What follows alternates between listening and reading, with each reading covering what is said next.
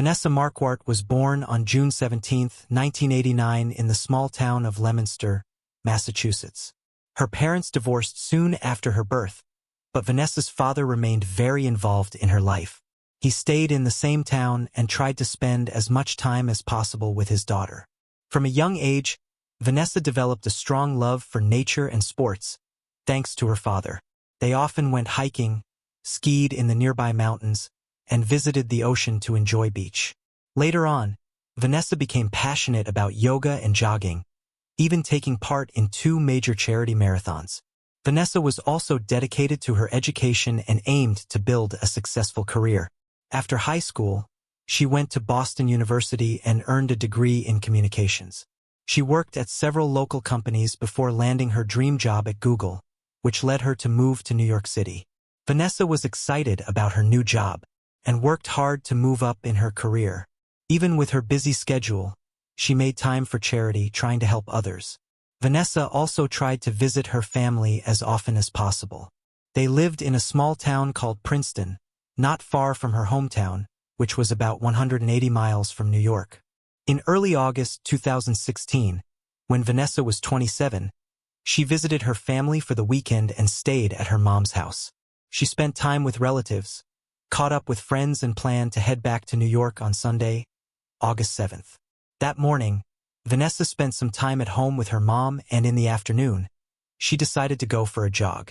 With a few hours left until her bus, she had plenty of time to enjoy her run.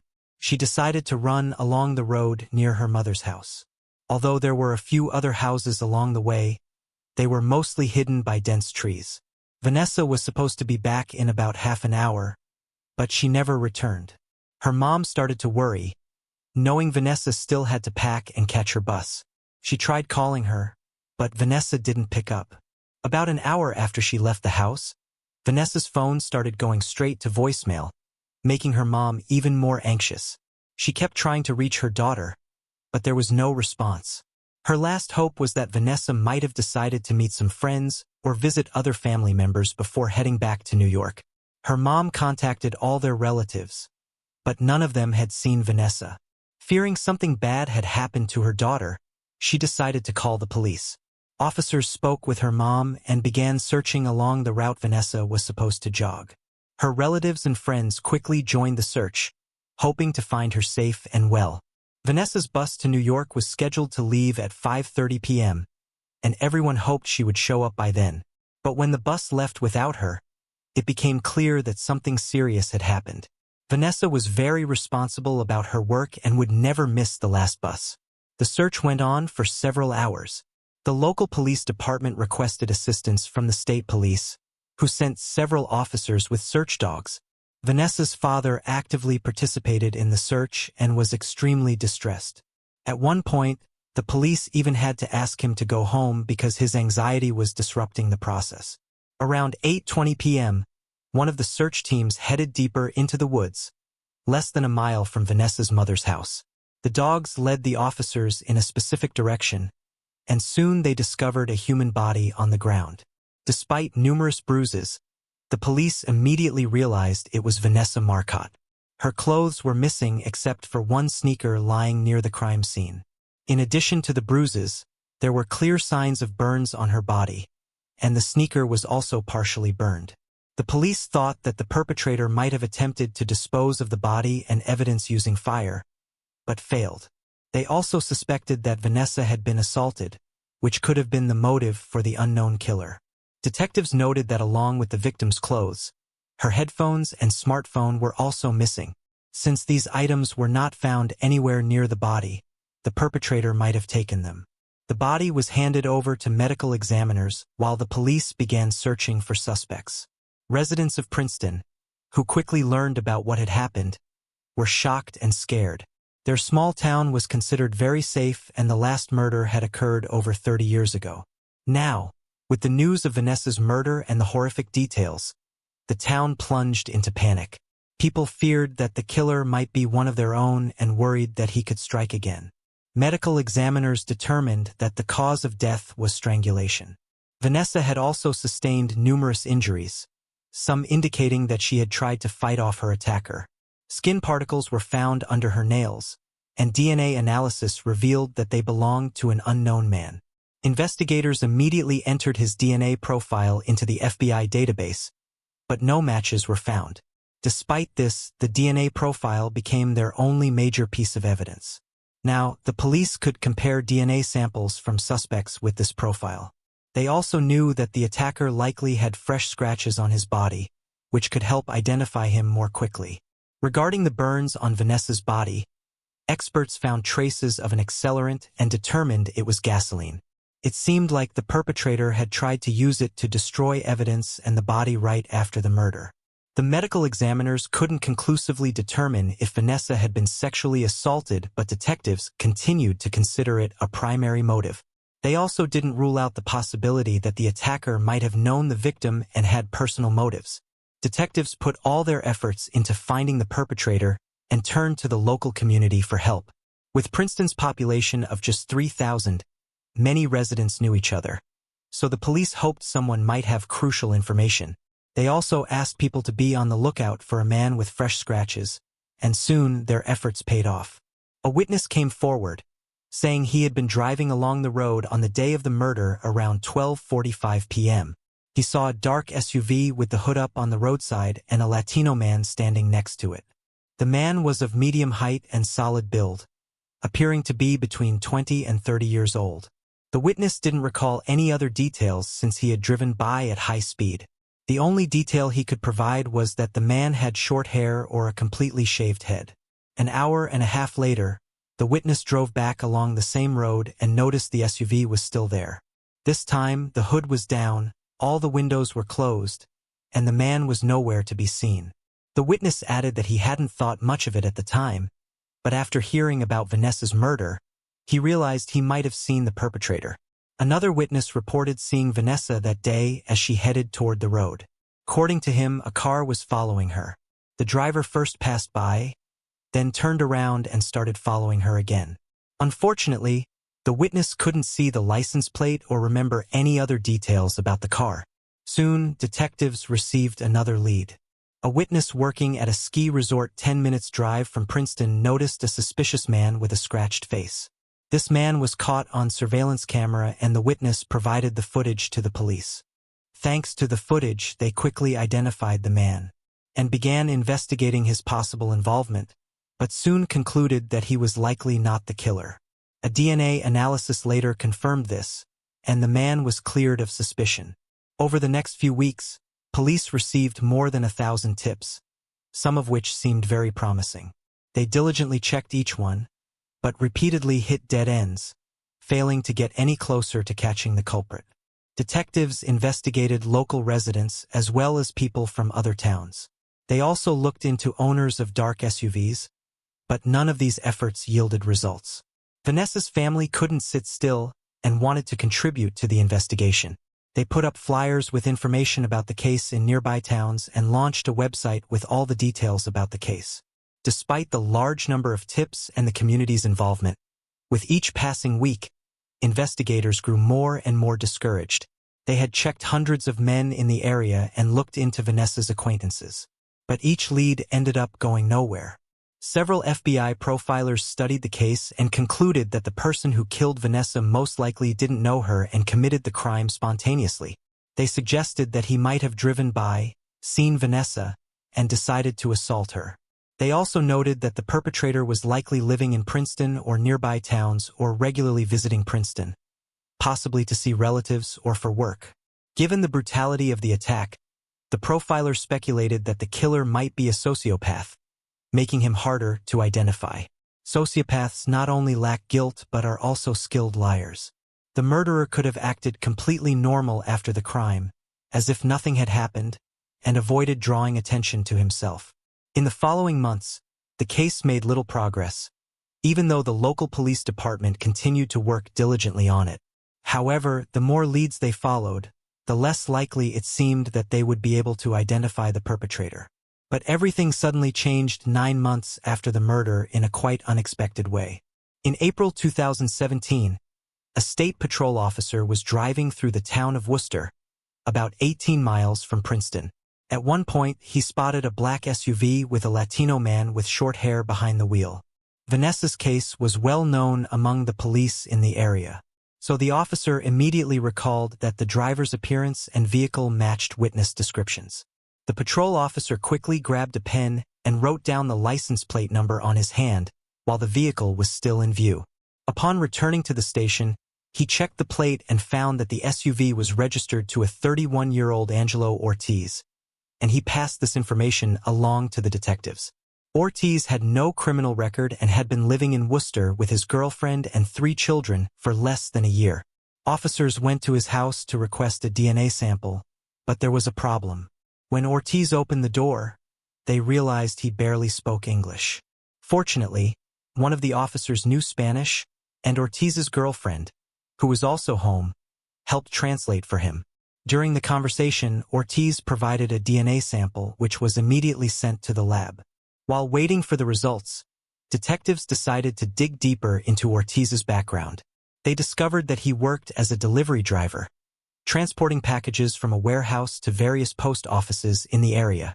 This indicated that he knew the area well and frequently visited nearby towns like Princeton.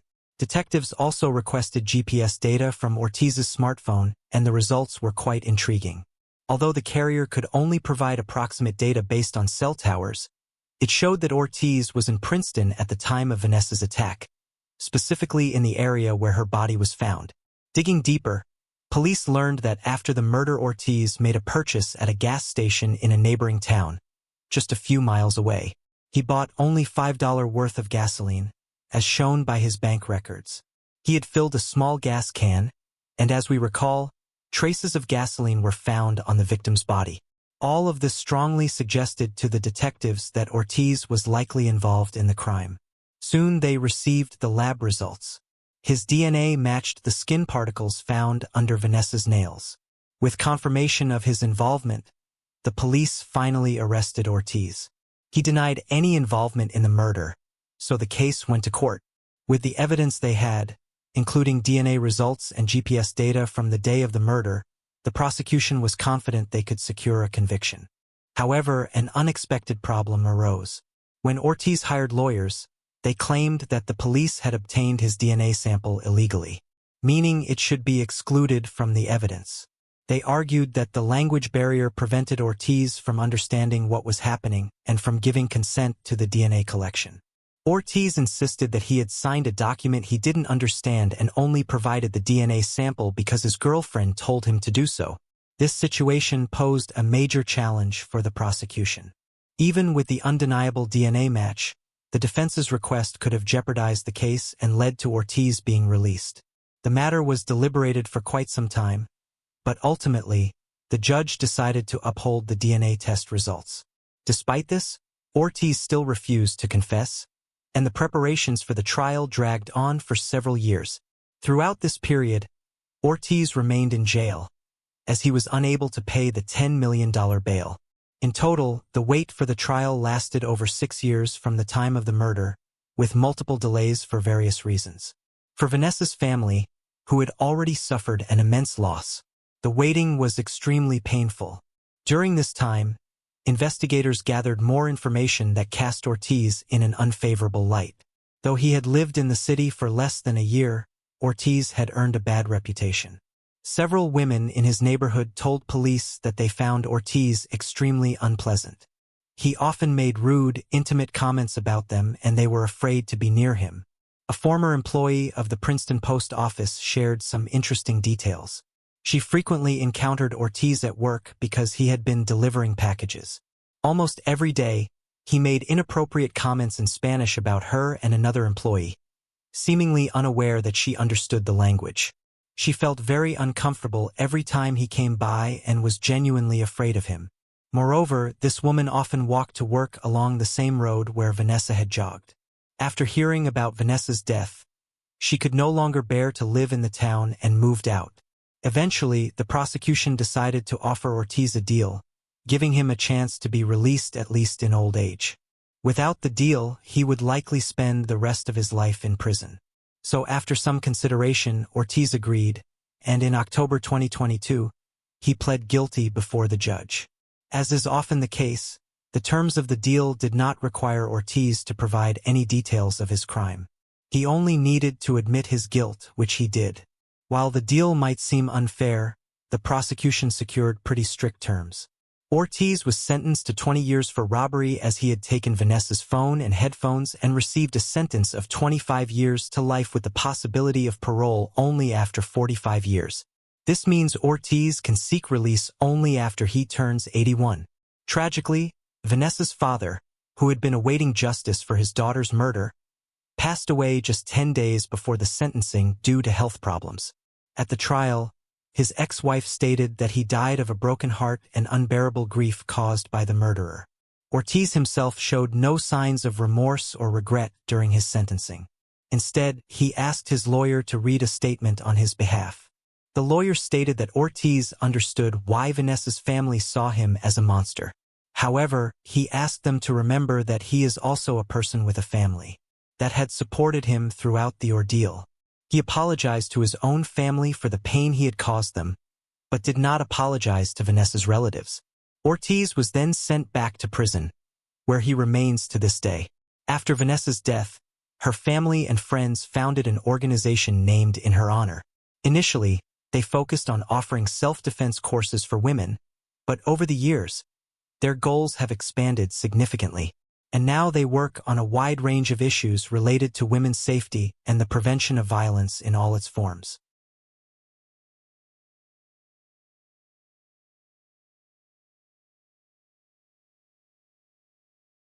Michelle Bright was born on June 2, 1981, in a small Australian town called Goolgong.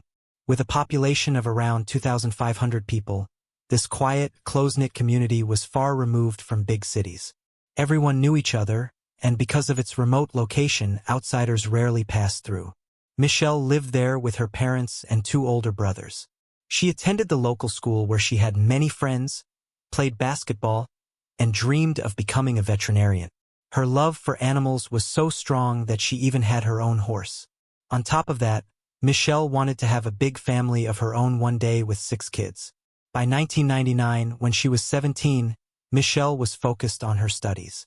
She aimed for top grades, hoping that it would make it easier for her to get into vet school. On February 26th, Michelle was planning to attend her friend's birthday party.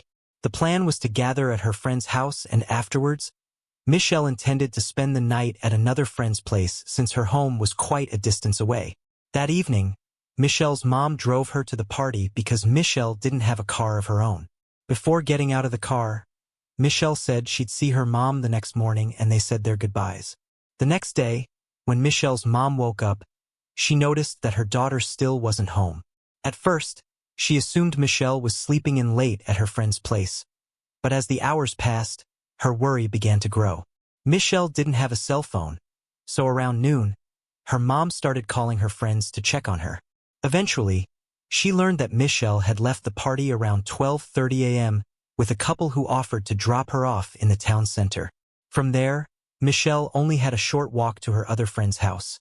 But to her mom's surprise, she found out that Michelle never made it there. The realization deepened her concern.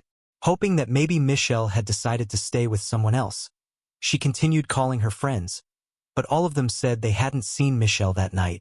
By the time Michelle's mom had contacted all of her daughter's friends, several hours had passed and she still hadn't found any trace of her. With no other options left, she decided to go to the police, but she quickly ran into a problem. The local officers assumed Michelle was either out with friends or had run away from home, so they refused to start a search. Despite her best efforts to convince them that Michelle would never just run away from home like that, the officers wouldn't budge. Left with no choice, Michelle's mom, along with other family members, started searching on their own. They spoke with townspeople and walked the streets, but there were no signs of Michelle anywhere. This went on for several days until March 2nd.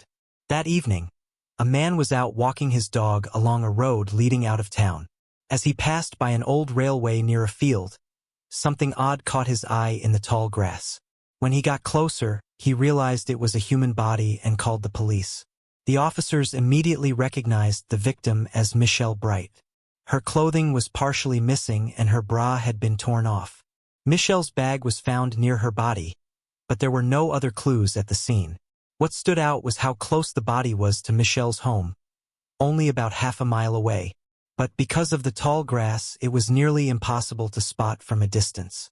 The medical examiner found several bruises on Michelle's body and determined that she had been strangled. They also concluded that she had been assaulted, but no biological evidence from the attacker was discovered. In her hand, they found a few strands of hair, but unfortunately, they couldn't extract a DNA sample from them either. Now that the police were dealing with a murder, they finally began their investigation. Their first step was to interview everyone who had attended the party. According to experts, the time of death was likely the same night she disappeared, meaning someone at the party might have been involved or at least knew something. Everyone claimed that the party was peaceful and without any conflicts. No one saw Michelle arguing or fighting with anyone. She was in good spirits and left with a couple who had offered her a ride. The police spoke with this couple and they confirmed that they dropped Michelle off on the main street in town where she planned to walk to her friend's house. After that, they drove off and didn't see which direction she went. Her friend told investigators that Michelle never made it to her place that night. The investigator suspected that either she was attacked before she could reach her friend's house or for some reason, Michelle changed her mind and decided to head home instead. The investigators doubted that the victim could have been attacked in the middle of the street. They interviewed everyone who lived nearby, and no one heard any screams or unusual noises. Because of this, the police believe that Michelle might have known her attacker. It's possible he offered her a ride home and instead drove her to the location where her body would later be found. Michelle's family also insisted that she would never have gotten into a car with a stranger. Besides, their small town, outsiders were rare, so she would have recognized anyone local. Over the next few weeks, the police continued questioning various people, trying to find witnesses or any leads. They also started looking at potential suspects, asking for their DNA samples. Even though the experts couldn't obtain a DNA sample from the killer, this information wasn't made public. The investigators hoped that as DNA analysis technology advanced, they might be able to extract a genetic profile of the perpetrator from the victim's belongings or another evidence. One of the first suspects was Michelle's ex-boyfriend.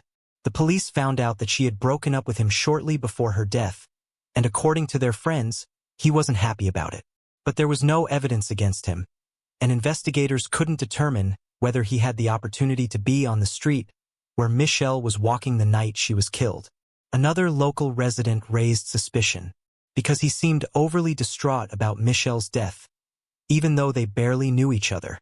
But like with her ex-boyfriend, there was no way to connect this man to the murderer. Interestingly, a few days after the body was found, one of Michelle's relatives visited the site. He noticed one of her earrings on the ground, which was strange because the police had already searched the entire area. Either they missed the shiny piece of jewelry or the killer had taken it with them initially, and later decided to return it to the scene to dispose of the evidence. Over the next few months, investigators compiled a list of 14 suspects, but they struggled to connect any of them to the crime. Without a DNA sample from the killer or other significant evidence, finding the culprit seemed like an almost impossible task. All the suspects voluntarily provided their DNA samples except for one. A 23-year-old man named Mark refused to give a sample, which made the investigators take a closer look at him. Shortly after Michelle's death, it came to light that Mark had been stalking a local woman for 8 months, even breaking into her home. Later, he was accused of harassing another woman in a nearby town. He followed her down the street, then caught up to her and started touching her. Although there wasn't enough evidence to charge him in that case, it gave the investigators in Michelle's case even more reason to be suspicious. They also discovered that Mark had been in the same class as Michelle's older brother, which meant he could have known her family well. Mark claimed that he was indeed in the town center that evening, but got home around 1:15 a.m., meaning he wouldn't have had enough time to kidnap Michelle, drive her to that field and kill her. However, when investigators spoke with his wife, they found out something interesting. She said she wasn't sure about the time and suggested that he might have come home much later. This prompted the police to install a wiretap in Mark's house, which led to another alarming discovery. It turned out that his wife also had doubts about his honesty and had repeatedly questioned him about whether he was involved in the murder. Eventually, she convinced Mark to provide a DNA sample, but just a day before his meeting with the police, he crashed his car into a tree. Investigators suspected it might have been intentional, but a few days later, Mark did hand over his DNA sample after all. Despite his suspicious behavior, the investigators still lacked the killer's DNA, and without it or any other solid evidence, they couldn't arrest Mark. Since then, the case saw almost no progress. The police continued to investigate various suspects, but nothing led to any breakthroughs. About a year after the murder, Michelle's family decided to move to another city. They were convinced that the killer was someone local, and it became too difficult for them to stay among people they suspected. In 2000, a substantial reward of $100,000 was offered for any information leading to the capture of the culprit. This brought in several new leads, but all of them ended up going nowhere. In 2002, investigators traveled to the UK to analyze the victim's belongings and other evidence for any foreign DNA, but this too yielded no results. The case was reopened several times over the years. In 2009, the reward was increased to $500,000, setting a record for the state. This huge amount of money generated a flood of new tips and calls, but none of them brought investigators any closer to catching the killer. In 2019, 20 years after the murder, the case was reopened once again. The police still didn't have the killer's DNA, as even with modern tools, they couldn't find any foreign DNA on the victim's belongings. Given this, detectives turned their attention back to the list of suspects, which at that point had 5 names. After thoroughly re-examining each of these men, they narrowed the list down to just 2 suspects and focused their efforts on them. One of them was a 56-year-old man named Craig. He became a suspect for several reasons. At the time of Michelle's murder, he lived just 2 houses away from her. What's more, Craig moved to Sydney just 2 weeks after the crime. Craig also had a significant criminal record. He had been arrested multiple times for harassment, indecent exposure, and other similar offenses. On top of that, he was involved in various illegal activities like thefts. Moreover, Craig had been a suspect in another assault case involving a woman from Galgong just a year before Michelle's death. In that incident, the woman had returned home after a party and was sitting on her porch, waiting for her boyfriend to arrive. At some point, a man, later identified as Craig, approached her, struck her, and attempted to assault her. Fortunately, her boyfriend arrived just in time, scaring off the attacker. Although the woman initially reported the assault to the police, she ultimately decided not to press charges. The problem was that the chances of securing a conviction against Craig were low, as her testimony alone wouldn't have been enough. As a result, no charges were filed and Craig remained free. For the investigators working on Michelle's case, Craig was their prime suspect, but they needed a confession from him, so the detectives decided to take a bold and risky step.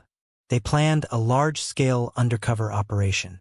Given Craig's criminal history, the investigators decided to set up a sting operation. They created a fake criminal group and approached Craig, presenting themselves as an organization with serious connections, including ties to the police. They also claimed that they were looking to make a lot of money and needed one more member. Craig was intrigued by the offer and joined the gang. Over the next few months, the undercover operatives focused on gaining his trust. They kept telling him that their group was like family, and if he couldn't be fully trusted, he wouldn't be involved in the major operations. During this period, the group committed a series of crimes, but the police didn't reveal any specific details. It's possible that these crimes were staged or involved minor thefts, with the detectives willing to go to such lengths to solve the murder case. This continued for almost a year, and the investigators decided it was time to move to the next phase. The gang members told Craig that the police were interested in him because of some old murder, which threatened their entire operation. They didn't provide any details but implied that investigators were getting closer. During one of these conversations, Craig said, "I hope they won't question me about the murder of Michelle Bright." He then added that she was like a sister to him and that he had known her since she was a baby. Sometime later, another undercover officer, posing as a corrupt detective working for the gang, met with Craig. He told him that investigators from a small town were actively digging into him regarding the old murder, that they were closing in. Eventually, the detectives moved to the third step. They held a press conference announcing a record-breaking reward of $1 million for information about Michelle's murder. This was done to ensure the case made headlines across Australia and to increase Craig's anxiety. Interestingly, on the same day, Craig left a comment on the police department's social media post saying, "I feel sorry for the family." The next day was set up to meet with the gang leader, whom he had never seen in person. The role of the gang leader was played by one of the investigators. The fake boss told Craig that the police were interested in him for 2 separate cases, putting the entire gang at risk. He asked Craig to be completely honest and confess if he was involved. In return, he promised to help Craig resolve the situation. But despite this, Craig continued to deny any involvement in the murder. During the conversation, the fake boss showed him a folder with police materials on Michelle's case, including a photo of Craig's old car. In 1999, shortly after Craig's move to Sydney, the police had contacted him by phone regarding the investigation, and the next day his car was found burned. The boss claimed they had some evidence and that Craig could be arrested very soon. The police materials seemed to have had their effect, and Craig finally began to confess. He recounted that on the night of the murder, he had arrived in Galgong, visited a friend, and then headed to the town center, where he stopped by a bar and talked to its owner. He said he thought he left his car there and walked away, but he couldn't remember much beyond that because he had drunk a lot of alcohol. However, Craig admitted that he did indeed kill Michelle. He recalled taking her life. Realizing that such a vague confession wouldn't be enough, the fake boss proposed that Craig go to the crime scene with other gang members to refresh his memory. After that, his accomplices would take him to the airport and help him leave the country. Craig agreed, and once at the crime scene, he told how he dragged Michelle away from the road into some grass to hide her body. He added that he couldn't remember if he had assaulted her, but he detailed how he removed part of her clothing. He noted that the clasp on her bra was broken, an undisclosed detail that only the killer would have known. After that, Craig also confessed to attempting to assault another woman a year before Michelle's murder, but was interrupted by the victim's boyfriend. He described the incident in detail, providing information that confirmed the truthfulness of his account. After receiving the confession, the gang members did take Craig to the airport, but reinforcements were already waiting for him there. 20 years after the murder, Craig was arrested for Michelle's killing and was placed in jail awaiting trial. The trial began in 2023, with Craig facing charges for both Michelle's murder and the attempted assault on the other woman. He pleaded not guilty, and his lawyer argued that the confession had been obtained under pressure. The defense highlighted that Craig initially claimed his innocence to the undercover officers and only made a false confession out of fear for his safety. The prosecution, however, argued that Craig had always had a choice. He could have left the gang and remained silent about his involvement in the murder. Additionally, Craig had provided specific details such as the manner of the killing and the broken clasp on Michelle's bra, which an innocent person would not have known. The prosecution's theory was that Craig had spotted Michelle on one of the central streets and either offered her a ride or walked her home. Given that she lived just yards away from Craig and knew him well, she might have agreed. Once they reached the outskirts of town, Craig could have attacked her and dragged her away from the road towards the railroad tracks where her body was eventually discovered. The trial lasted for 7 weeks, and Craig was ultimately found guilty of Michelle's murder and the assault on the other woman. The victim testified in court and once again identified him, but this time she didn't have to worry about him evading justice. The judge sentenced Craig to 32 years in prison with the possibility of parole after 24 years. This means he could be released when he is 77 or older. Michelle's relatives, who had long lost hope for justice, thanked the detectives for their tireless efforts in uncovering the truth. The tragedy had forever changed their family. 6 years after Michelle's death, her parents divorced and her mother struggled to live without her daughter. Her father and brothers could not stop blaming themselves, believing it was their duty to protect her. Now, they can find some solace in knowing that the murderer will likely spend the rest of his life behind bars.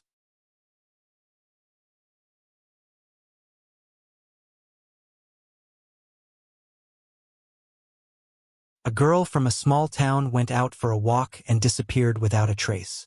Her parents immediately panicked and called the police, but what happened next sparked outrage in their tight-knit community. This mystery remained unsolved for nearly 3 decades, and only recently did detectives uncover the truth in quite an unexpected way. Danielle Houchins was born on November 11, 1980 in Alexandria, Minnesota. Shortly after, her parents had 2 more kids, a boy and a girl. Once their youngest was born, the family decided to move to a small town called Belgrade, Montana. The quiet place was surrounded by mountains and located far from big cities, but it was a popular destination for tourists. A lot of people came there to ski or hike in the mountains, enjoying the picturesque nature. Danielle's parents chose the town mostly because they were offered jobs on the ski patrol. This was perfect for both of them since they loved spending as much time outdoors as possible. Their passion spread to their kids from a very young age, and the family was always up for an adventure. They went skiing, hiking, fishing, and took boat trips on the nearby rivers. Danielle herself got really into climbing, which was easy to get into around there. At the same time, Danielle managed to excel at school. She quickly became one of the top students and had big plans for her future. She dreamed of going to medical school and becoming a bioengineer. On September 21, 1996, their town was hosting its annual festival. People would gather on the streets, listen to music, watch some performances, and just enjoy the day together. Danielle, who was 15 at the time, had plans to meet up with her friends in the evening. But before that, she had a few free hours to kill.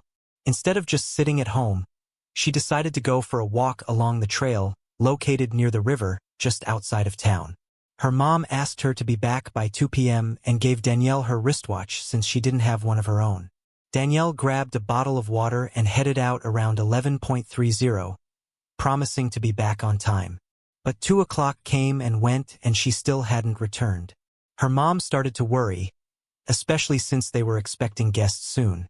Thinking Danielle must have just lost track of time, she decided to head to the trail to bring her home. She took a friend with her and they drove to the parking lot where the trail started. The first thing they noticed was Danielle's white pickup truck. Even though she was only 15 and technically not allowed to drive without an adult, her parents would sometimes let her use the car. It was a small, quiet town with little traffic and Danielle was already a pretty good driver. Her mom noticed the truck's doors were unlocked, but Danielle was nowhere to be seen. She and her friends started walking along the trail toward the river, but they didn't get far before they spotted Danielle's car keys and her bottle lying on the ground. Her mom became even more worried and started calling out for her, searching the path from the parking lot to the river. When there was still no sign of Danielle, she wasted no time and went straight to the authorities for help. At that point, her mom thought Danielle might have fallen off a slope or gotten injured in some accident. Since the woman didn't have a cell phone, she drove to the police station, and about an hour later, search teams arrived at the trail. The searchers combed through the trail and the surrounding woods, checking the riverbank as well, but they couldn't find any trace of Danielle. As night fell and temperatures dropped close to freezing, the rescuers decided to call off the search until morning. However, Danielle's family refused to go home. They continued searching for her, joined by family friends and local residents who broke into groups and spread out to cover more ground. In one of those search groups was a man and his 2 sons, who were friends with Danielle's sister. They headed into the wooded area near the riverbank, using flashlights to guide their way.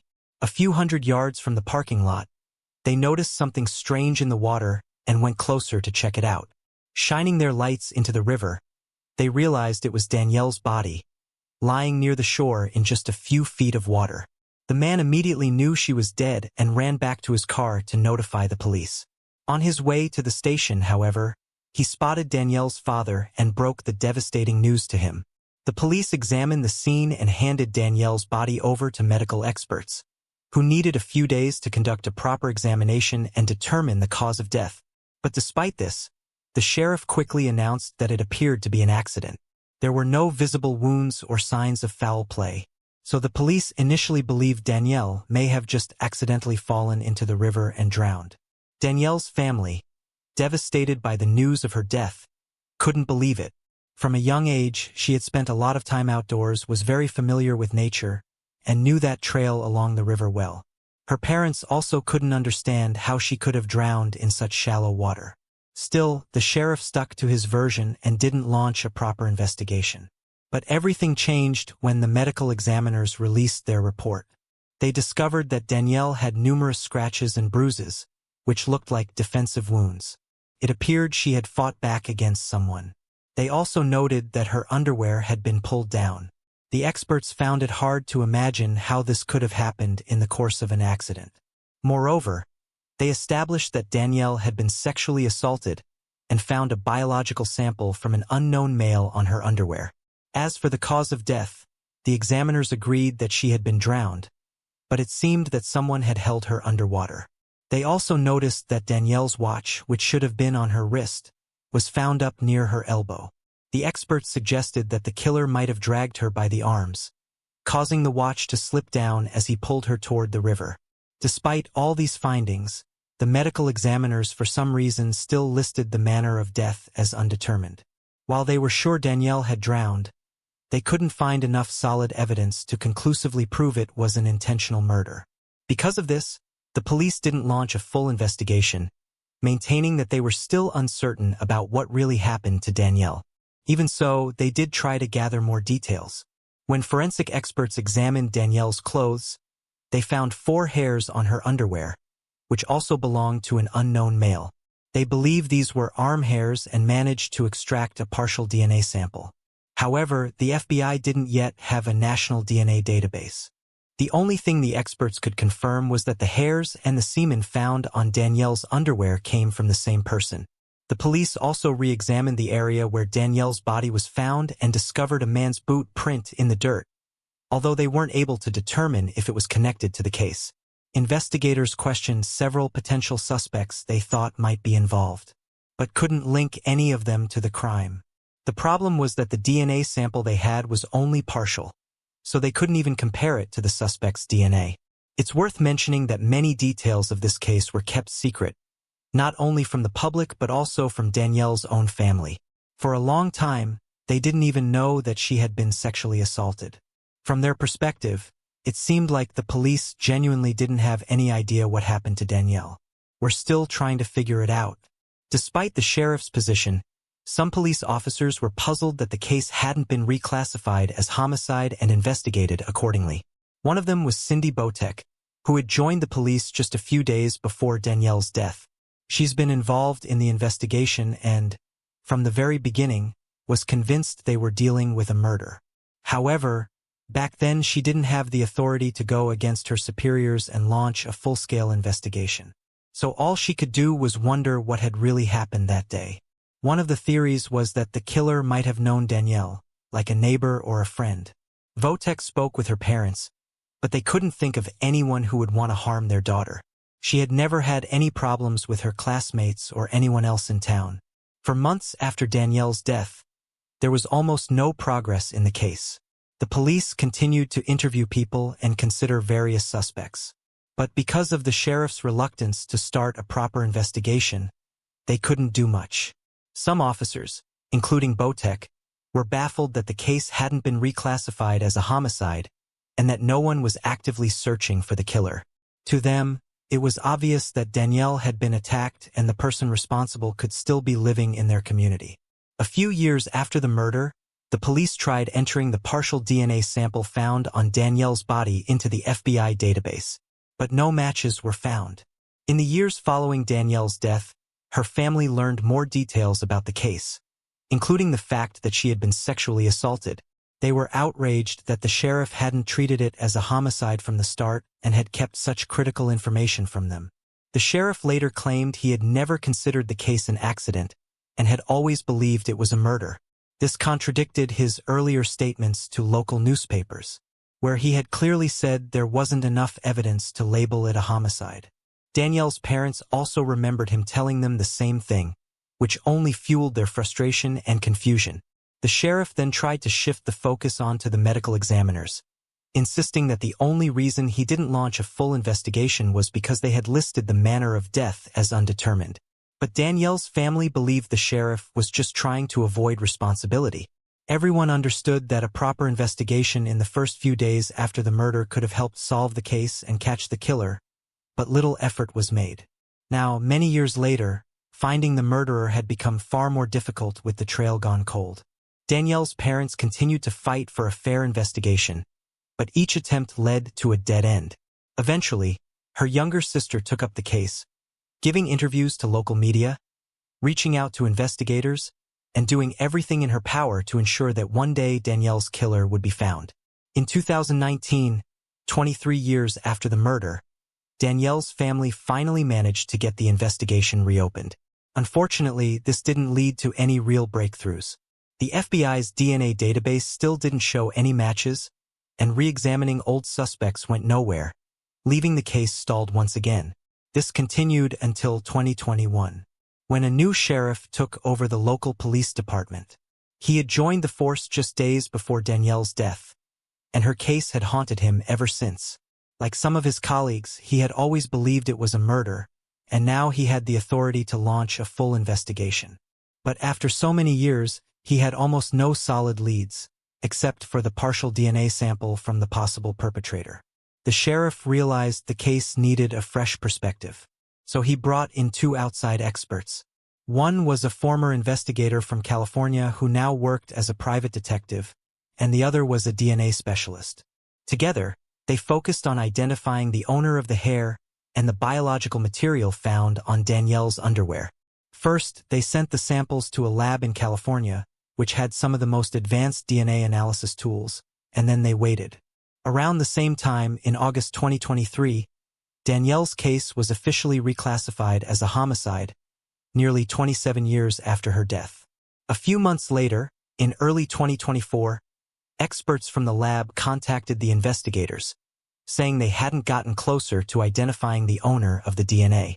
Although they had managed to do something important, their tools allowed them to extract a full DNA profile, which was still a significant step forward. The investigators then sent these samples to another lab in Virginia, hoping they could use genetic genealogy to trace the DNA back to its owner. Several months passed before they finally got the call they were waiting for. The experts at the Virginia lab explained that they had uploaded the perpetrator's DNA profile to public genetic databases, where people voluntarily share their DNA to find relatives. These databases have helped solve many cases using genetic genealogy, tracing suspects through their family trees. But this time, things took an unexpected turn. To the experts, they immediately got a perfect match. It turned out that the owner of the DNA had willingly submitted his sample to the database, something that doesn't happen often. The man was 55-year-old Paul Hutchinson, who lived in a small town called Dillon about 100 miles from where Danielle was killed. Investigators discovered that at the time of the murder, Hutchinson was 27 and a student at the University of Montana, just 12 miles from Belgrade. He had a degree in biology and worked for Montana's Bureau of Land Management. Paul was also married with 2 children. What stood out even more was that he had no criminal record, not even the slightest offense. Now that the police had identified their suspect, they needed to obtain a direct DNA sample from him. On July 23rd, they went to his workplace to talk to him. As they pulled up to the bureau building, they saw Paul standing outside with his coworkers. The investigators told him they wanted to ask him a few questions at the station, and according to them, they could see the color drain from his face. Still, Paul agreed to go in for questioning. The detectives took their time, starting by asking about other unsolved cases in the area. Paul remained fairly calm at first, but everything changed when they showed him a photo of Danielle. He suddenly became extremely nervous, sweating, scratching his face, and even chewing on his hands. He could barely stand up and even stumbled over a chair when trying to get up. To the police, his reaction was almost a confirmation of guilt. However, Paul continued to deny any involvement in the murder, but his confession wasn't necessary. Detectives collected his DNA sample and sent it to the lab.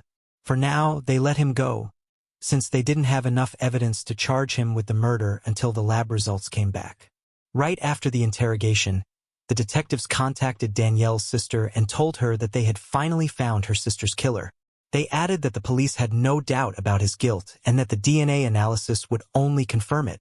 Danielle's sister, who had been waiting nearly 28 years for this moment, felt relieved knowing the person responsible would finally face justice. She was also aware that they still had to go through a long court process to bring this case to a close. But things took an unexpected turn. The day after the interrogation, when the police were supposed to receive the DNA results from the lab, called his local police station, saying he needed help. He gave the operator his location and then hung up. When officers arrived at the scene, they found Paul's car parked on the side of the road. Inside, they found him dead with a gun lying beside him. During the investigation, detectives concluded that Paul did it himself. There was no note in the car, but his motive seemed clear. He likely realized there was no way to avoid prison, where he would spend the rest of his life. For his wife and children, the entire situation was a complete shock. None of them knew what Paul had done nearly 30 years ago, and they weren't even aware that he had been questioned by the police. His family learned about these accusations at the same time they found out about his death. Paul's friends and coworkers were just as stunned when the truth came out. They all saw him as a devoted family man and a reliable friend. Despite the shock to those who knew him, detectives had no doubt that Paul was responsible for Danielle's murder. In August 2024, they held a press conference where they announced that his DNA was a perfect match with the samples found on the victim's underwear. Police believe this was a crime of opportunity. There was no evidence that Danielle knew Paul. It's likely she crossed paths with him near the trail, and he made the decision to assault her, killing her afterward to ensure she wouldn't identify him. Danielle's family admitted that hearing about Paul's death brought them more relief than frustration, even though he would not face a lifetime in prison. What angered them most was the thought that he could have been caught decades earlier if the local sheriff had taken the case more seriously. If that had happened, Paul wouldn't have been able to live nearly 30 years of freedom, start a family, and enjoy a peaceful life. Paul's wife also expressed her condolences to Danielle's family, stating that she in no way supported or excused what he had done.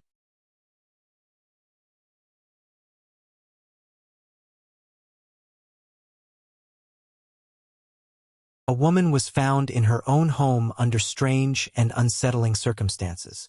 There were no clues, no evidence, nothing for detectives to go on. It looked like the case would remain a mystery, but then an unexpected phone call turned the entire investigation on its head. And with just one unusual clue, detectives uncovered a truth no one could have predicted. Kathy Blair was born on May 31, 1961, in California. She grew up in a loving family with her parents, a brother, and a sister. From an early age, she had a deep passion for the arts, but music was what she loved the most. Singing was more than just a hobby, it was her true passion. So, when it was time to choose a career, Kathy didn't have to think twice. She knew exactly what she wanted. She enrolled at the University of Texas to study vocal performance and moved to Austin. After graduating, became a music teacher and a Christian choir instructor. She absolutely loved her job, and her students adored her. They could see how much heart she put into music, and her passion was contagious. Over the years, Kathy was married twice, but both marriages ended in divorce. She had 2 children, a son and a daughter, whom she raised on her own.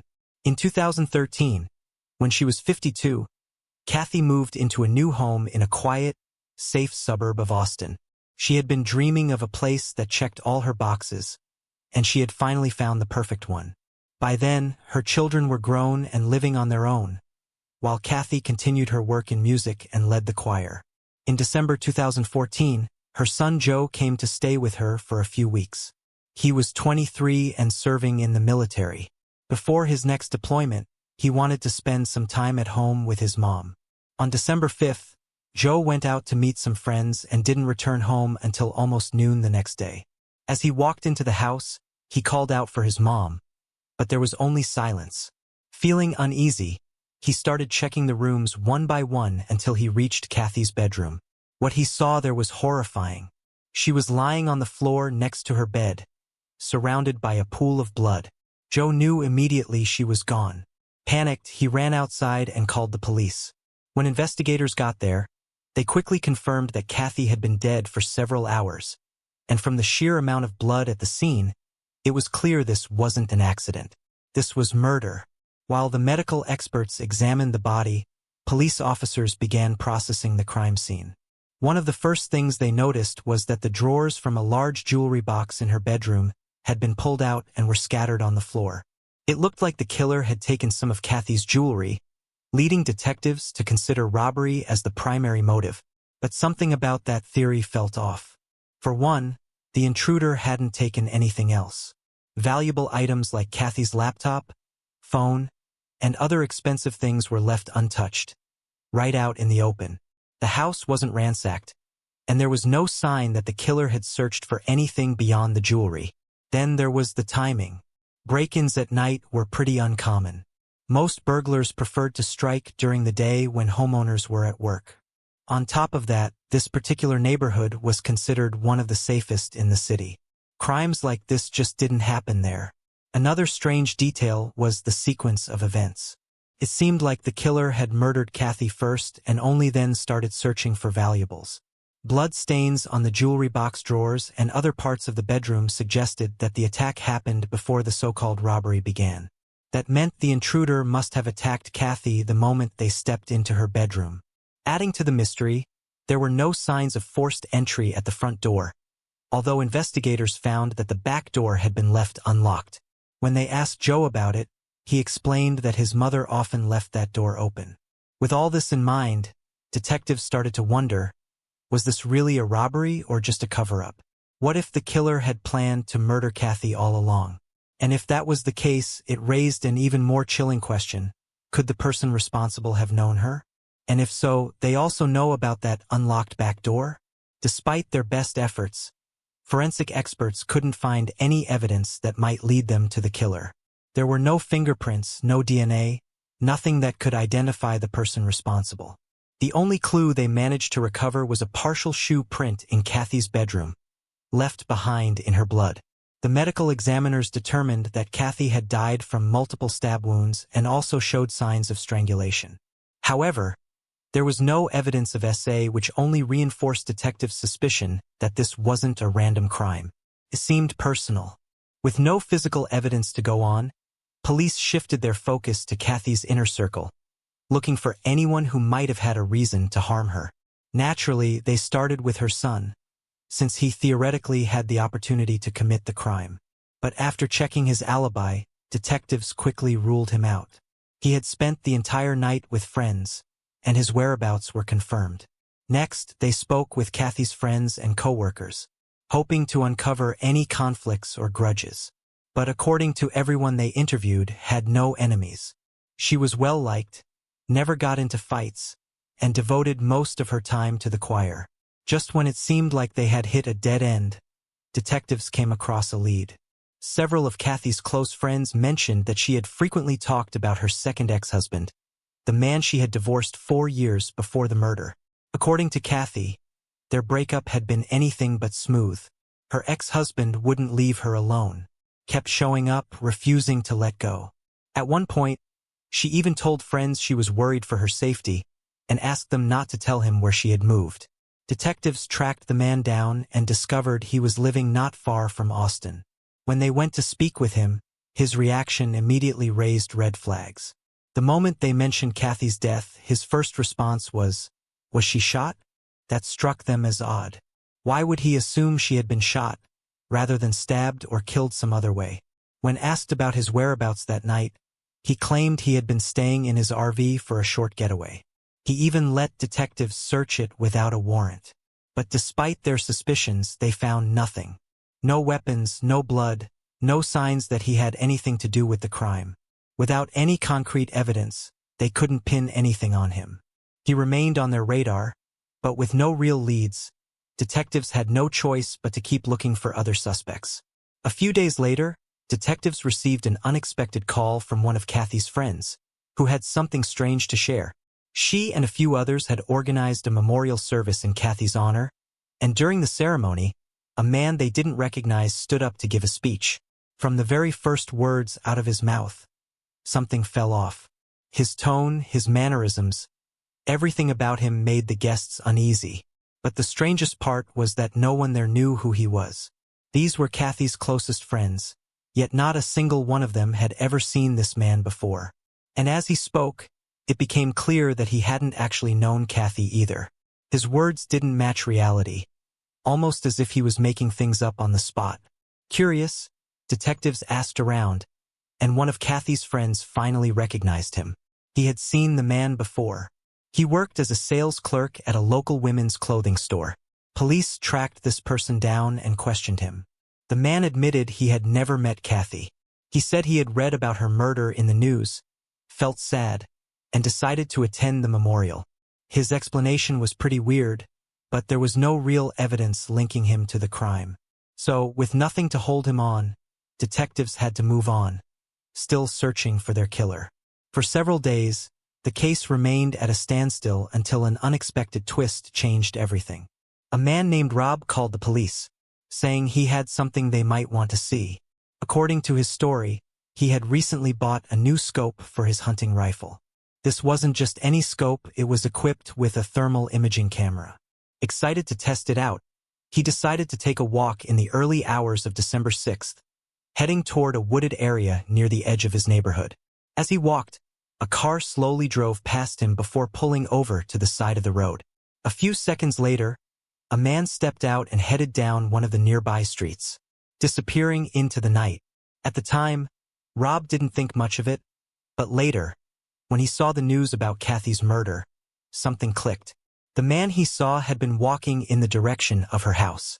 That's when he remembered his thermal camera had been recording the entire time. He went back and reviewed the footage, and there it was, the man, clearly visible, walking away from his car. Detectives were intrigued by the footage, but there was one major problem.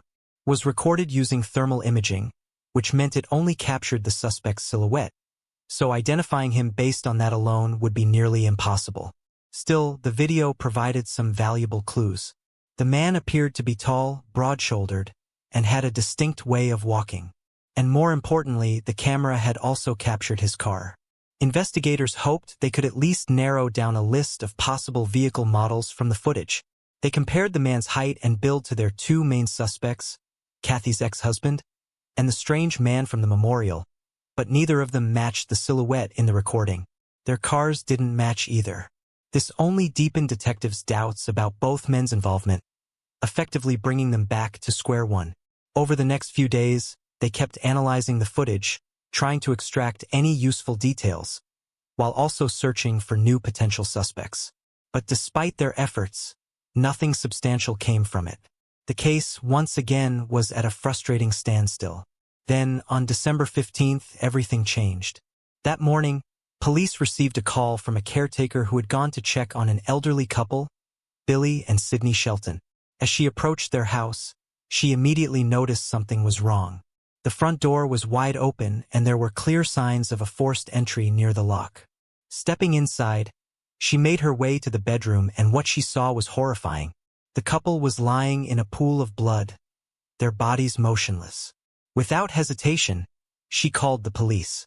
Medical examiners later confirmed that both victims had suffered multiple stab wounds, just like Kathy. Meanwhile, detectives noticed a chilling detail. The drawers of their jewelry box had been pulled out and scattered around the room, with all the jewelry missing. But just like in Kathy's case, nothing else of value had been taken. Detectives couldn't ignore the striking similarities between this crime and Kathy's murder. From the very beginning, considered the possibility that the same person was responsible. The victims lived just 15 minutes apart. Both attacks happened at night while the victims were sleeping, and in both cases, the killer emptied their jewelry boxes but took nothing else of value. From the beginning, investigators had believed Kathy's murder might have been personal, committed by someone she knew. But now they had to reconsider everything. What if this wasn't about revenge or a personal grudge? What if the killer was choosing victims at random, based on some unknown pattern? Detectives looked for any connection between Kathy and the Sheltons, mutual friends, places they might have visited, anything that could link them. But there was nothing. Their lives had never crossed. That led to one chilling realization: they might be dealing with a serial killer. Now, this wasn't just about solving a murder, It was a race against time before he struck again. Police began re-interviewing everyone connected to the victims, hoping that someone would remember even the smallest detail that could lead them to the killer. They urged people to share anything, no matter how insignificant it might seem. And eventually that approach paid off. One of Kathy's friends recalled a conversation they had a few months before her murder. Kathy had mentioned a disturbing encounter with a handyman who had been hired by her landlord to do some repairs on the house.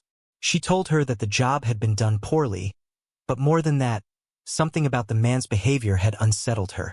Detectives contacted the landlord, who was able to track down the worker's contact information. It was a local resident named Timothy Parlins.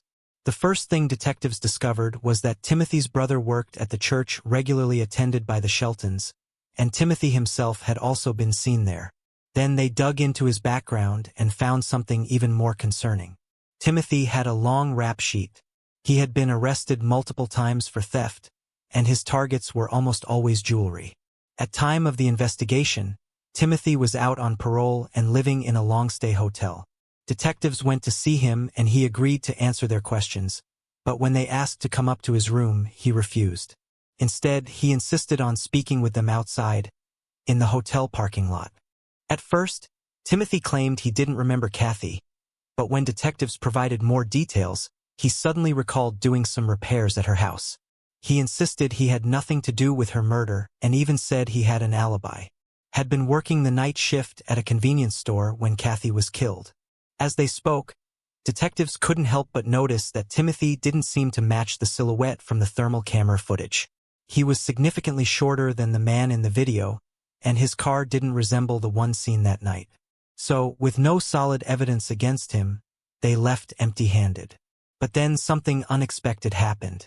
When they called Timothy's employer to verify his alibi, they learned that he had been fired a week before Kathy's murder. There was no way he could have been working that night. Detectives immediately rushed back to the hotel, but Timothy was already gone. Instead, his wife answered the door and allowed them to search their room. That's when they finally caught a break. Inside, they found a pawn shop receipt showing that Timothy had sold several pieces of jewelry, and the date on the receipt was the same day Kathy was murdered. Detectives went straight to the pawn shop and quickly confirmed that the jewelry Timothy had sold belonged to Kathy. But that wasn't all. The shop's security cameras had captured footage of the parking lot, and what they saw there was even more interesting. Timothy hadn't arrived in his own car, which meant he had access to another vehicle. After running the plates, police discovered that the vehicle belonged to his sister, and that was a crucial detail because the car looked almost identical to the one caught on the thermal camera on the night of Kathy's murder. That was enough for detectives to secure a warrant to search the vehicle. As soon as forensic experts started examining the car, they found traces of blood on the front seat and the floor. When the lab results came back, they confirmed the worst. Was Kathy's blood. Right after that, police arrested Timothy and brought him in for questioning. But even when confronted with all the evidence, he refused to admit anything. Instead, he kept repeating the same phrase over and over. These hands have never killed anyone. Detectives interrogated Timothy for hours, him on the evidence against him, and eventually he cracked, but not in the way they expected. He continued to insist that he hadn't killed anyone, but now claimed to know who did. According to him, the real murderer was a man named Sean. Naturally, investigators were skeptical. The case against Timothy was quite strong, and the sudden shift in blame felt like a desperate attempt to escape justice. Still, they decided to check out Sean just in case. Nothing about what they found screamed murderer. Sean Gantbinocasser, 30, was a former science teacher with a degree in microbiology, and he had no criminal record. On top of that, he lived several hundred miles from Austin, making his involvement seem even less likely. Still, detectives needed to be 100% sure, so they traveled to his town to question him. Sean admitted that he had met Timothy a few months prior and found him to be a shady character. They hadn't spoken much since. A few minutes later, he said something quite weird. He had actually been in Austin on the nights of both murders. Even more interesting, he revealed that he had stayed at Timothy's place during that time. The situation only grew more confusing from there. At first, Sean claimed that on the night of Kathy's murder, Timothy had left the house without saying a word, but just minutes later, he suddenly changed his story. Now, he admitted that they had actually gone to Kathy's house together. According to him, Timothy got out of the car and returned a few minutes later, carrying a blood-stained bag. Later, when Sean peeked inside, he saw some jewelry. That's when he realized Timothy had done something terrible. But he insisted he had no idea what was going to happen and had never planned to be part of any crime. As detectives continued questioning him, Sean asked to use the restroom and they let him step out. One of the investigators watched as he walked away, and that's when something clicked. His stride, his posture, his movement. It all looked eerily similar to the silhouette captured on the thermal camera the night Kathy was murdered. That raised a serious question. Detectives were no longer sure he was telling the truth. Now, they strongly suspected that Sean was the real killer. But without a confession, they had nothing solid to build a case against him. With Timothy, at least they had some physical evidence tying him to the crime. But with Sean, they had absolutely nothing. When he returned from the restroom, they kept pressing him, challenging his version of events. They told him they didn't believe he had stayed in the car and suggested that maybe Timothy had forced him into Kathy's house, threatening him in some way. It was a calculated move and it worked. Sean hesitated, then finally admitted that he had entered the house alone. According to him, he had gone inside only to steal valuables while Timothy waited outside. He said he slipped in through the unlocked back door, started looking through the rooms for anything worth taking. When he reached Kathy's bedroom, he saw the jewelry box, and Kathy still asleep in bed. Sean initially stuck to his story. He claimed he had carefully taken the valuables and left without harming Kathy. He even suggested that Timothy might have returned to the house after the robbery and committed the murder for reasons unknown to him, but detectives weren't buying it. They knew that blood had been found on the jewelry box, meaning the killer had only taken the valuables after the murder, which contradicted Sean's version completely. They kept pressing him, breaking down his lies piece by piece, and finally he cracked. Sean admitted that he had killed Kathy. According to him, as soon as he entered her bedroom, she woke up and lunged at him. Panicking, he pulled out a knife and stabbed her multiple times. Once she was dead, he grabbed the jewelry, rushed out of the house, and got back into the car. Detectives still had doubts about Sean's story. They found it hard to believe that Kathy had suddenly jumped at him and tried to grab his knife. But regardless of the details, his confession was enough to arrest him. To strengthen their case, they took his shoes and had forensic experts compare the soles to the bloody footprint found in Kathy's bedroom. It was a perfect match. However, there was still one major problem: the murder of the elderly couple. When detectives questioned Sean about it, his entire demeanor changed. He immediately asked for a lawyer and refused to say another word.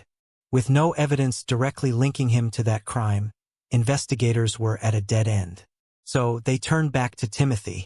He was arrested as an accomplice in Kathy's murder, and under Texas law, that meant he faced the same charges as Sean, even if he hadn't physically participated in the killing. Whether he liked it or not, he was going down with him. Timothy admitted that he had driven Sean to Kathy's house, but insisted that he had never stepped out of the car and had no idea his partner was going to kill her. However, he did confess to selling Kathy's stolen jewelry, which directly tied him to the crime. When detectives pressed him about the murder of the elderly couple, he admitted that he and Sean had gone there to rob the house as well. But just like before, he claimed that he had stayed in the car while Sean went inside. Investigators considered the possibility that Timothy was telling the truth. The thermal camera footage from Kathy's murder had clearly shown only one person exiting the vehicle. If the same pattern had been followed in the second crime, it was likely that Sean had acted alone once again. In the end, Timothy was charged in all 3 murders due to his role in the crimes, even though he hadn't committed the killings himself. As for Sean, he was officially charged with Kathy's murder, but detectives still weren't able to prove his involvement in the second case. At least not yet. The court ruled that Timothy and Sean would be tried separately. During his trial, Timothy maintained that he had no involvement in the murders and had no idea his partner was going to kill anyone. But that didn't change the fact that he had driven Sean to both crime scenes and profited from selling Kathy's stolen jewelry. In the end, the jury found him guilty and he was sentenced to life in prison without the possibility of parole. Sean's trial, however, was much more complicated. Unlike Timothy, who was directly linked to Kathy's case by physical evidence, the case against Sean rested mostly on his confession, a shoe print in Kathy's bedroom, and the thermal camera footage. His lawyer immediately went on the attack, claiming that detectives had coerced Sean into confessing and pressured him into taking the blame for someone else's crime. He also insisted that the rest of the evidence was purely circumstantial. As a result, the jury couldn't reach a unanimous verdict, forcing the judge to declare a mistrial. But prosecutors weren't giving up, and a few months later was back in court for a second trial. This time, the prosecution managed to convince the jury of Sean's guilt, and he was sentenced to life in prison without parole for Kathy's murder. However, despite strong suspicions, he was never officially charged in the killing of the elderly couple. Investigators were certain he had committed those murders as well, but without solid evidence, they couldn't make the charges stick. In the end, both men faced justice. There were still unanswered questions in the case. Detectives were never able to determine why Sean had killed his victims. If Kathy had really woken up while he was in the bedroom, he could have simply run away. It was pitch dark, and she wouldn't have been able to identify him. The only thing they could reasonably conclude was why Timothy had chosen Kathy as a target for the robbery. It seemed likely that he had held a grudge against her ever since she complained to her landlord about his poor quality repairs months earlier. That complaint had affected his paycheck. He may have resented her for it. Whether that resentment played a role in what ultimately happened that night, no one could say for sure. But one thing was clear: what started as a simple burglary had ended in cold-blooded murder. As for the elderly couple, detectives had no solid theories about the motive behind their murders. They considered the possibility that Timothy had interacted with them at church and that some kind of conflict had led to his resentment, just like with Kathy. But that was purely speculation. When it came to Sean, investigators couldn't rule out the possibility that he had no motive at all, that he simply wanted to kill. If that were the case, then there was every reason to believe that he would have continued murdering if he hadn't been caught. One final crucial detail about Sean's second trial was how much weight the prosecution placed on the thermal camera footage. That single piece of evidence ended up being the deciding factor in securing his conviction. If that neighbor hadn't decided to test out his new thermal scope in the middle of the night, if he hadn't happened to record the exact moment Sean left his car, the case against him might have fallen apart completely. Sean could have walked free.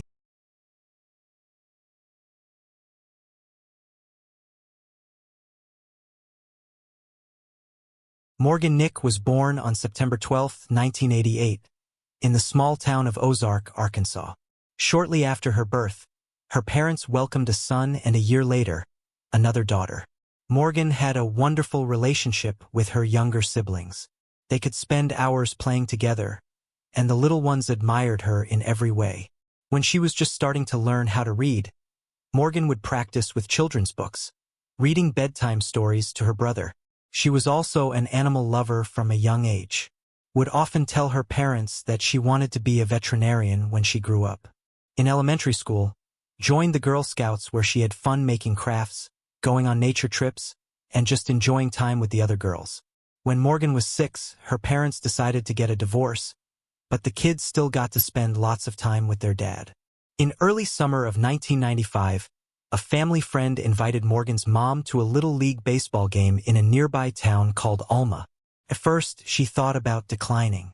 After all, it was a Friday evening and the stadium was nearly 30 miles away. But in the end, she decided to go and take Morgan along, figuring it might be a fun way to spend time together. On the evening of June 9th, Morgan's mom left the younger kids with her grandmother and headed to the stadium. Although it was a small venue, about 300 people had shown up for the game, including parents and other kids. She found her friends and they settled in to watch the game. But it didn't take long for Morgan to get bored. After a while, she noticed 2 kids she knew, and they invited her to come play and catch fireflies near the stadium. At first, her mom was hesitant to let her go. It was already getting dark and they were visiting the town for the first time, so she was worried that something could happen to her. But her friends reassured her that their kids played near the stadium all the time and there was nothing to worry about. Reluctantly, she let Morgan go, and the girl ran off with the other kids. They stopped by a small hill, still within her mom's sight, and she kept an eye on Morgan every now and then. About 15 minutes later, the baseball game ended, and the players started heading toward the bleachers to meet their parents. Morgan's mom looked away for just a few seconds, but when she glanced back, her daughter was already gone. The two kids she'd been playing with were walking towards the bleachers, and Morgan wasn't with them. The woman approached the kids and asked if they had seen her daughter. They explained that before heading back to the stadium, they had stopped to shake the sand out of their shoes after playing. They went over to a car in the parking lot, leaned on it, and emptied their shoes, with Morgan standing behind the car while they were at the front. Once they were done, they started walking back to the stadium, but Morgan was nowhere to be seen. Her friends assumed she had just stayed near the car to wait for her mom, so they didn't think much of it and went on their way. Morgan's mom looked toward the parking lot and spotted her car, but there was no sign of Morgan. She rushed over and checked inside, but her daughter was nowhere to be found. Panic began to set in and she returned to the kids, hoping they could shed some light on Morgan's disappearance. She asked them where her daughter could have gone, but they had no idea, although they did mention that they had seen a man in the parking lot while they were playing. He was standing near a red pickup truck, watching the stadium and occasionally glancing their way. At one point, he even approached them and said something, but they couldn't recall his exact words. They only remembered that he spoke with some kind of a country accent. Thinking that this man might have had something to do with her daughter's disappearance, Morgan's mom immediately called the police. 6 minutes later, officers arrived at the stadium and first spoke to the kids who had been with Morgan before she vanished. During their conversation, the police were able to get more details about the man near the stadium. Piecing together the children's accounts, the investigators concluded that he was a white man between 23 and 30 years old, around 6 feet tall with an average build, a beard, a mustache, and dark hair. The kids also remembered his vehicle quite well. It was an old red pickup truck with Arkansas plates and a white camper shell on the back. This detail struck the officers as suspicious because a camper shell could easily fit an adult, let alone a child. Another odd thing was that the camper seemed unusually short for the truck, making it look out of place for that model. This raised further suspicion that the man might be directly involved in Morgan's disappearance and could have used the camper to abduct her. The kids also mentioned that the man was wearing only jeans and had no shirt on. The officers immediately searched the parking lot. They couldn't find any vehicle matching the description. After speaking with the kids, they began questioning everyone who was still at the stadium. However, all of the 300 attendees had been focused on the game and none of them recalled seeing anything strange or suspicious that evening. A search around the stadium also came up empty, so the officers expanded their efforts to the nearby streets. Despite their best efforts, no trace of Morgan was found that night. Her mother was devastated. She refused to go home and ended up spending the rest of the night at the fire station. The next day, the search intensified as news of Morgan's disappearance spread quickly throughout the area, prompting dozens of volunteers to come forward. Soon, the FBI and state police joined the efforts, providing helicopters for aerial searches and creating a suspect sketch based on Morgan's friends' descriptions. The sketch, along with photos of Morgan, was distributed across the town and nearby communities in the hopes that someone would recognize the man. Initially, the authorities also thought that Morgan might have simply wandered off from the parking lot and gotten lost. But as nearly 24 hours passed without any sign of her, it became clear that if that were the case, she would have been found by then. That evening, police also began receiving alarming reports from parents who shared some disturbing stories. One woman told them that just a few hours before the baseball game, a stranger had tried to lure her 4-year-old daughter into his red pickup truck. It happened near a laundromat in Alma while the woman was inside, and her daughter was standing near the building. When the mother came out, the man drove off. She provided a description of the suspect, which matched the sketch of Morgan's possible abductor. The day after Morgan's disappearance, another report came in from a witness in Fort Smith, a town not far from Alma. He saw a man trying to lure a 9-year-old girl into a public restroom, but the girl managed to get away. Once again, the man's description matched the composite sketch based on the accounts from Morgan's friends. All of this pointed to the possibility that the person behind Morgan's disappearance might have previously attempted to abduct other victims or even successfully committed similar crimes in the past. The police focused on locating the red pickup truck matching the witness description and began checking the backgrounds of known offenders in nearby towns. Over the next few weeks, investigators received hundreds of tips about potential suspects, but they either couldn't establish a connection or confirmed that the individuals had no involvement in the crime. Meanwhile, investigators continued to comb the area around the stadium, collecting various items that could potentially be considered as evidence. They found several cigarette butts, bottles, and other objects, which were sent to the lab for DNA analysis. But in the end, the police had no clear indication whether any of these items were actually connected to Morgan's disappearance. As for the red pickup truck, the police received nearly 250 calls from witnesses across various towns and even neighboring states, all reporting sightings of similar vehicles. The problem was that a lot of residents drove similar models. There were literally thousands of them. Investigators tried to check each owner, but once again, they found no evidence linking any of them to Morgan's disappearance. This continued for 2 weeks until the police received a surprising call. A resident of a town called Stuttgart, about a 3-hour drive from Ulm, was on his property when he noticed a man trying to break into his car. The homeowner scared him off and the intruder immediately fled. When he was running away, the witness saw that the man was holding a little girl by the hand. The police showed him the composite sketch of the suspect, and he confirmed that the person trying to get into his car looked very similar to the suspect and the girl resembled Morgan. Investigators quickly launched a large-scale operation in Stuttgart, securing an area of about 10 square miles and deploying several dozen officers. Morgan's parents immediately headed to the town, hoping their daughter would be finally found. Hundreds of volunteers, along with the police, began searching the entire town and surrounding area. Helicopters scanned from above and search dogs tried to pick up Morgan's scent using her belongings. The search continued for 16 hours, but they found no trace of the missing girl. Eventually, the police began to doubt the witness's story. They conducted 2 polygraph tests, both of which suggested he was lying. Although the man insisted he was telling the truth, he eventually admitted that he had made up the entire story. He did see someone trying to break into his car, but he hadn't gotten a good look at the person's face and there was no little girl with him. The man was arrested for providing false information, which cost nearly a full day of search efforts and thousands of dollars. It's unclear if he faced any punishment, but such actions typically result in a serious fine or a jail sentence. Investigators found themselves back at square one. Giving up wasn't an option. They brought in 17 more officers from across the state, and the team focused on sorting through the leads that kept coming in. By then, they had over 1,500 tips, but none of them brought detectives any closer to finding Morgan. Her parents didn't give up either, but as the months went by, their hopes started to fade. About a year after Morgan disappeared, her mom found a nonprofit dedicated to finding missing children. Although she was still focused on searching for her daughter, there weren't any new clues left to follow. That's when she began helping other families who were going through similar tragedies, and she put her efforts into raising awareness about the dangers that could strike at any moment in a child's life. Over the next several years, police kept following up on various leads and questioning potential suspects, but nothing seemed to bring any progress.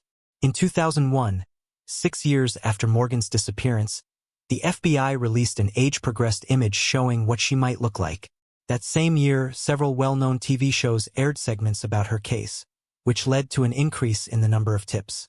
Although most of these tips turned out to be dead ends, one in particular caught the investigators' attention.